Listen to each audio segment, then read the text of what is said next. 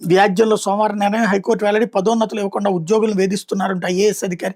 రాష్ట్ర పన్నుల విభాగం ప్రధాన కమిషనర్ అహ్మద్ బాబుపై ఏపీ ప్రభుత్వ ఉద్యోగుల సంఘం ప్రధాన కార్యదర్శి ఎం రమేష్ కుమార్ దాఖలు చేసిన వ్యాజ్యంలో సోమవారం తగిన ఉత్తర్వులు ఇస్తామని హైకోర్టు చెప్పింది అన్నటువంటి వార్తని హైలైట్ చేశారు.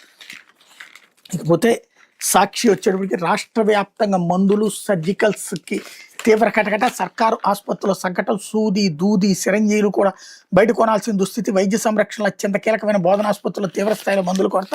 బీపీ షుగర్ ట్యాబ్లెట్లు బయట కొనుక్కోవాలని చీటీలు రాస్తున్న వైను. పిహెచ్సిలో అందుబాటులో లేని కాల్షియం మాత్రలు ఖాళీగా విక్రిస్తున్న సెంట్రల్ డ్రగ్ స్టోర్స్.